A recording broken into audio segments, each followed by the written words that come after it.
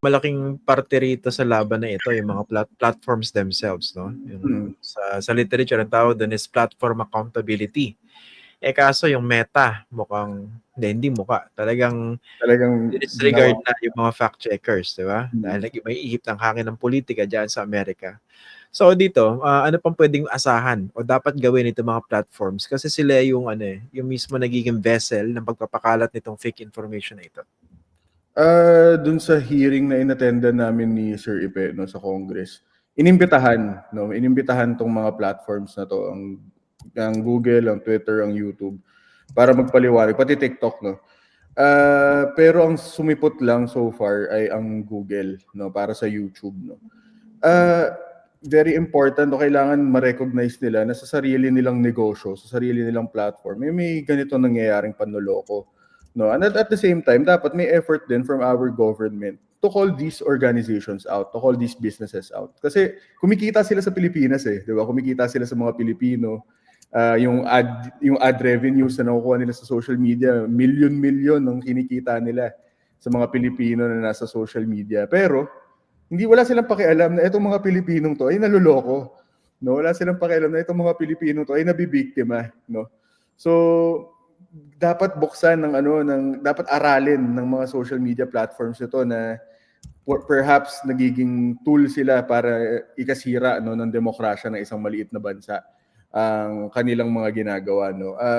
Kailangan makinig ang mga social media platforms na to sa mga journalists, sa mga fact checkers, no. Kailangan tigilan na nilang yung pagdi-demonize sa mga fact checkers, no, tulad ng ginawa ni Mark Zuckerberg, no. Imaginein mo si Mark Zuckerberg, siya mismo yung nag-announce na tatanggalin na yung fact checkers, no. Pwede namang statement lang, no, na maglabas siya ng story or ng letter, no, announcing this. Pero siya mismo yung nagsalita at sinabi niya na ang mga fact checkers daw ay nagsisensor, which is hindi totoo, no, na ang mga fact checkers daw ang dahilan kung bakit napipigilan, no, ang ganitong malayang unfair yung ginawa na yun ni Mark Zuckerberg na basically binuntun niya lahat ng sisi doon sa failure ng content moderation strategy ng Meta sa mga fact checkers.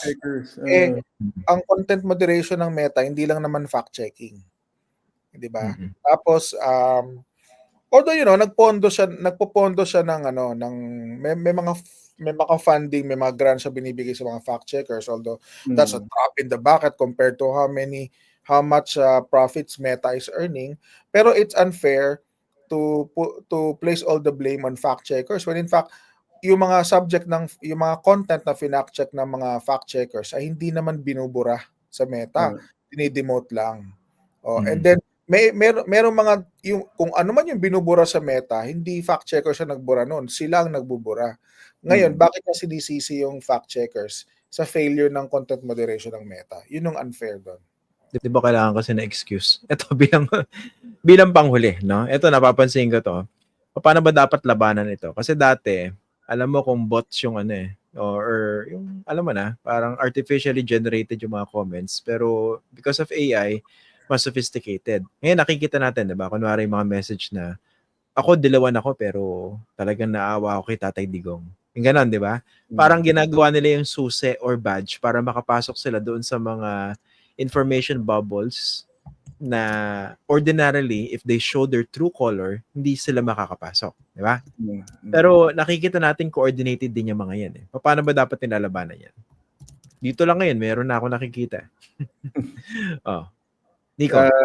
Unahan ko na si Sir Ipe kasi sigurado ako mas maganda yung sasabihin niya sa akin Pag siya na wala, hindi ako makakasingit Grabe ka naman.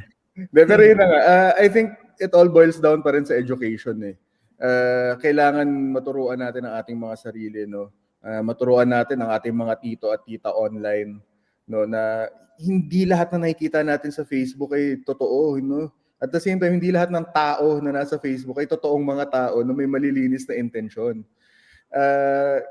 Kailangan pagtibayin natin yung media information literacy, kailangan tamaan natin yung mga sektor na hindi tinatamaan ng ganito klaseng mga efforts pagdating sa edukasyon, no? Nung nasa hearing kami sa Congress, pinoint out namin yon na ang media information literacy tinuturo sa mga schools, pero hindi lahat ng Pilipino na nasa social media ay nakapag-aral, no? Kung nakapag-aral man sila, hindi lahat 'yun nakinig kay teacher. No? So, kailangan nating mag-exert ng extra effort, no? Kailangan nating mag-focus, no, sa pag-educate sa mga tao. Dahil ang social media hindi lang siya activity, no? It is something that you go to. It is something that you live in, no? It is somewhere that you live in kasi lahat tayo we are on social media, no, kahit ayaw natin. Kung tinuturuan tayo kung paano makipag-usap sa mga tao paglabas natin ng bahay, dapat tinuturuan din natin ating mga sarili kung paano makipag-deal sa mga tao online. Wala na ako idadagdag doon, pero para sa akin ang hirap kausapin ng mga elders natin, ng mga relatives natin kasi minsan yung iba sa kanila sarado talaga yung isip, no? So parang yung kung ano man yung mga lumabas na disinformation sa social media, ginagamit na lang nila yon for confirmation bias. I think mas malawak yung solution dito, hindi lang sa in the context of combating disinformation. Palagay ko dapat ito merong wider education on civics or pagkamamamayan na kahit sino ang ano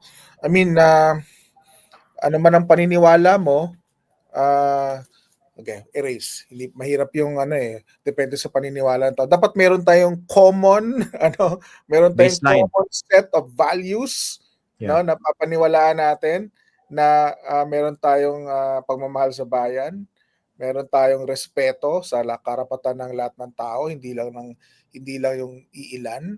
Meron tayong pagkilala sa konstitusyon, na yung konstitusyon hindi nagkakaroon tayo ng karapatan hindi dahil sinulat ng mga politiko sa konstitusyon natin kundi galing sa Diyos yung karapatan natin hindi galing sa mga politiko. So kung galing sa higher being yung karapatan natin, no one can take those rights away, not even president who proclaims to be someone who will solve the ills of our society, criminality, etc. No, we cannot pin our hopes on a single messianic politician who will give us a panacea for all our ills. Hindi ganon eh.